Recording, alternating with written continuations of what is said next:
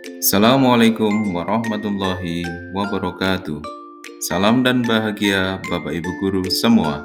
Perkenalkan, saya Wahyu Aji, calon guru penggerak Angkatan 11 dari SMP Negeri 3 Tempuran, Kabupaten Magelang. Video ini berisi koneksi antar materi modul 1.4 Budaya Positif. Berikut kesimpulan peran saya dalam menciptakan budaya positif di sekolah. Seorang guru penggerak harus mampu mewujudkan budaya positif di sekolah. Budaya positif dapat terwujud dengan menerapkan konsep-konsep inti seperti disiplin positif, motivasi perilaku manusia yang berhubungan dengan hukuman dan penghargaan, posisi kontrol guru, keyakinan sekolah atau kelas, dan segitiga restitusi. Pertama, disiplin positif. Disiplin positif merupakan sebuah cara yang bertujuan untuk menumbuhkan kesadaran akan pentingnya norma serta memberdayakan anak untuk mandiri. Pendekatan yang dilakukan supaya anak melakukan sesuatu bukan karena takut dengan hukuman, ancaman, atau bahkan karena dijanjikan sogokan atau hadiah. Pendekatan yang tetap memperhatikan perkembangan anak dengan sehat, mendapatkan perlindungan dan merasa nyaman untuk terlibat dalam proses pendisiplinan. Kedua, motivasi diri manusia. Terdapat 3 jenis motivasi diri manusia. Yang pertama, untuk menghindari ketidaknyamanan atau hukuman adalah tingkat terendah dari motivasi perilaku manusia. Kedua, untuk mendapatkan imbalan atau penghargaan dari orang lain. Ketiga, untuk menjadi orang yang mereka inginkan dan menghargai diri sendiri dengan nilai-nilai yang mereka percaya. Setelah mempelajari motivasi diri manusia, guru dapat menyimpulkan motivasi apa yang terdapat pada murid ketika melakukan suatu tindakan. Jika seorang murid memiliki motivasi untuk menghindari hukuman dan untuk mendapatkan hadiah atau penghargaan, maka motivasi murid tersebut masih berasal dari eksternal. Sehingga, guru sebisa mungkin menumbuhkan motivasi internalnya agar menjadi pribadi yang menghargai diri sendiri dengan nilai-nilai yang mereka percaya. Kita, sebagai guru, sebisa mungkin juga menghindari pemberian hukuman dan penghargaan untuk mengurangi motivasi eksternal. Ketiga, posisi kontrol guru. Terdapat 5 posisi kontrol seorang guru, yaitu sebagai penghukum, kedua, pembuat merasa bersalah, ketiga, sebagai teman, keempat, sebagai pemantau, dan kelima, sebagai manajer. Dari 5 posisi kontrol tersebut, sebaiknya guru menggunakan posisi kontrol sebagai manajer. Posisi manajer akan membantu guru untuk menciptakan lingkungan belajar yang kondusif dan memotivasi murid untuk belajar. Memotivasi murid untuk mempertanggungjawabkan segala perilakunya serta mendukung murid untuk menemukan solusi dari permasalahan yang dihadapi. Keempat, pembuatan keyakinan sekolah atau kelas. Guru memberikan dukungan, dorongan, dan umpan balik positif cenderung untuk meningkatkan keyakinan. Keyakinan sekolah ini sangat berperan penting dalam kesuksesan pendidikan murid. Kelima, penerapan segitiga restitusi dalam penyelesaian masalah.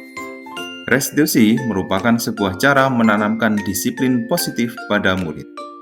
Restitusi bertujuan untuk memperbaiki hubungan, refleksi diri, dan evaluasi dampak yang dilakukan. Keterkaitan materi budaya positif dengan 3 materi sebelumnya, yaitu budaya positif dan filosofi Ki Hajar Dewantara. Budaya positif mendorong terbentuknya murid-murid yang berkarakter, santun, disiplin, dan bertanggung jawab. Hal ini sejalan dengan filosofi Ki Hajar Dewantara tentang menuntun tumbuh kembang murid sesuai dengan kodratnya. Budaya positif dan nilai peran guru penggerak. Budaya positif dapat terwujud dengan menerapkan nilai dan peran guru penggerak. Salah satunya adalah berkolaborasi. Guru harus mampu berkolaborasi dan memperluas pengaruhnya untuk menciptakan budaya positif di sekolah. Budaya positif dan visi guru penggerak.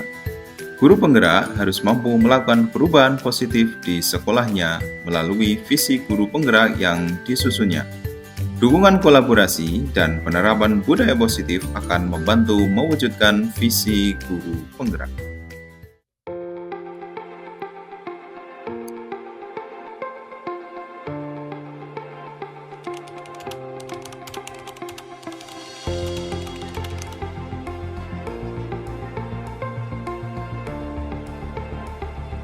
Saya memahami konsep-konsep inti dalam modul budaya positif yang berkaitan dengan disiplin positif, teori kontrol, teori motivasi, hukuman dan penghargaan, posisi kontrol guru, kebutuhan dasar manusia, keyakinan kelas, dan segitiga restitusi.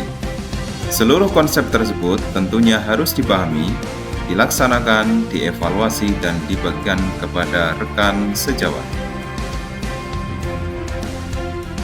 Hal yang menarik bagi saya dan di luar dugaan adalah saat saya mempelajari perbedaan hukuman, konsekuensi, dan restitusi. Hukuman dapat digunakan dengan hati-hati untuk menegakkan aturan. Konsekuensi logis dapat membantu siswa belajar dari tindakan mereka. Dan restitusi dapat memperkuat nilai-nilai tanggung jawab dan pemulihan.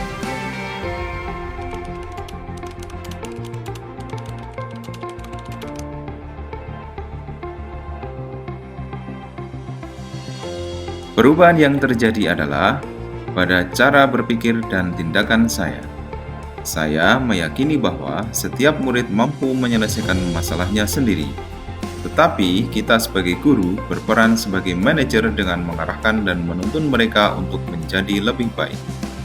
Saya juga merasa lebih bisa mengontrol diri saya dalam ucapan dan perbuatan saya sebagai guru.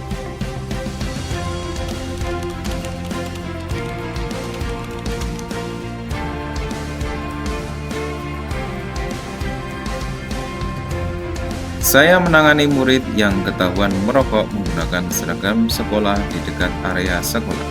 Saya menggunakan kontrol manajer dan menerapkan segitiga restitusi, yaitu menstabilkan identitas, validasi tindakan salah, dan menanyakan keyakinan.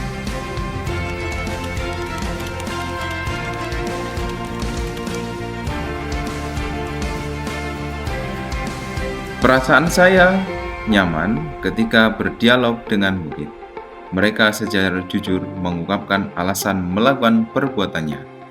Dari situlah saya masuk dalam kehidupan mereka, kemudian saya arahkan mereka sesuai dengan kebajikan. Di samping itu, saya juga termotivasi memperbaiki diri agar menjadi teladan bagi murid-murid saya.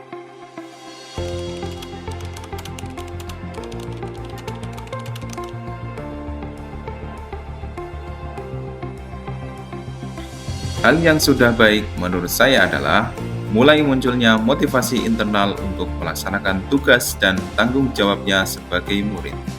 Namun, saya perlu memperbaiki diri saya untuk bisa terus konsisten dalam penerapan posisi kontrol manajer dan melakukan segitiga restitusi.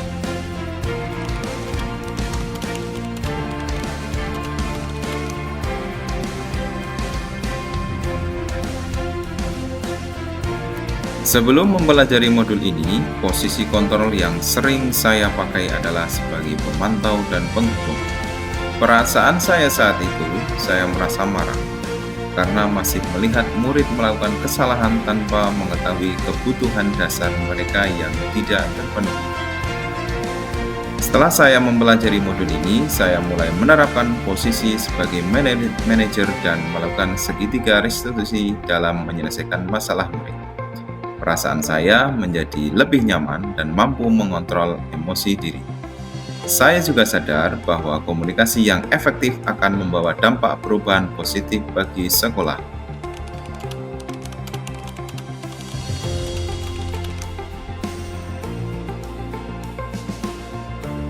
Pernah, namun saya hanya menggunakan 2 tahap saja, yaitu validasi tindakan salah dan menanyakan keyakinan.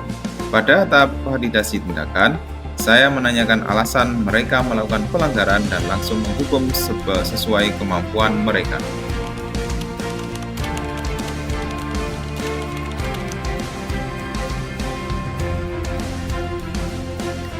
Hal lain yang perlu dipelajari dalam proses menciptakan budaya positif adalah sinergitas antara sekolah dengan orang tua atau masyarakat. Karena budaya positif tidak hanya diterapkan di sekolah, namun juga diterapkan di lingkungan maupun manapun mereka berada, sehingga diperlukan kolaborasi yang kuat.